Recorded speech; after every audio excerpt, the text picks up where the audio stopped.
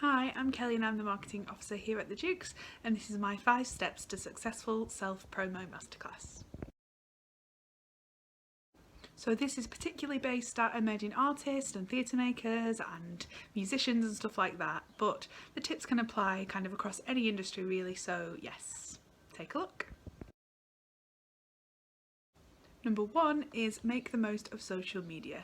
So excuse me if I'm looking down there as well, I'm just checking my notes. But when it comes to social media, Twitter in particular, there are brilliant tools out there such as Hootsuite and TweetDeck that allow you to schedule your posts in advance, which helps kind of, for us, if you're kind of doing other things at the time, it's making sure you don't miss those peak times, which might be in the morning when people are kind of more likely to be on the phones, kind of checking your phones in the morning and stuff like that, or dinner time when people are on breaks and stuff like that. So yeah, make sure you make the most of scheduling. And also another platform, Facebook, so make sure you do set up a business account if you haven't already, whether it's for your kind of small theatre company or you as an artist or individual or a musician and stuff like that. So it's within this Facebook business account that lets you kind of schedule your posts in advance too, and also make use of sponsored posts. So this is dependent on whether you have budget at the time, but yeah, it's getting that allows you to so sponsored posts allow you to reach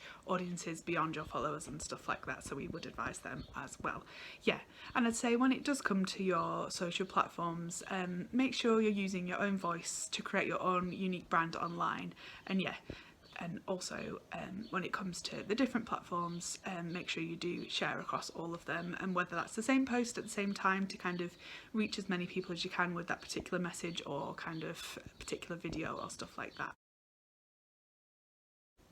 Number 2 is to develop your design skills on Canva. So when it comes to design, you don't necessarily need to kind of fork out money to buy an Adobe membership that gives you access to Photoshop and InDesign and things like that.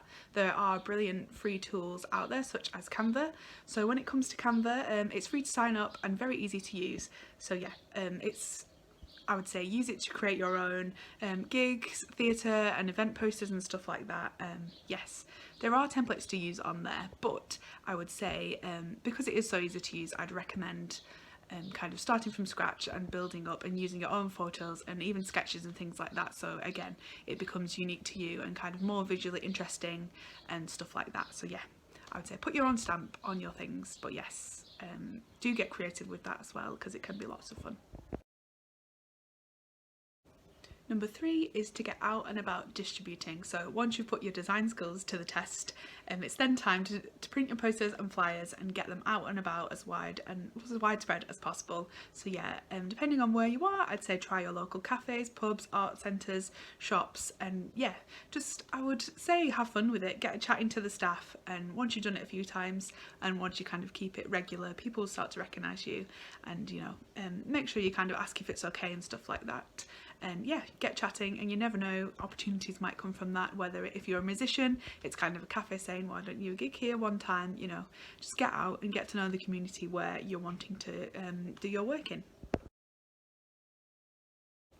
So number 4 is to reach out to local press contacts. So with this, I kind of say, have the motto, you never know unless you ask. And I know it can seem super daunting at the start and you kind of don't know how best to approach that, but I would just say if you're passionate about your craft, people will notice. And yeah, I would say as much as you can, practice your writing, practice kind of making what it is you're promoting seem exciting, and just tell the kind of truth and the story around that and the kind of interesting things that have happened whilst you have been either creating a theatre show or kind of working on your music and stuff like that. If you are local to Lancaster and Morecambe, some great ones to start with are the brilliant Morecambe Visitor and Lancaster Guardian, and also BBC Radio Lancashire and Lancashire Evening Post.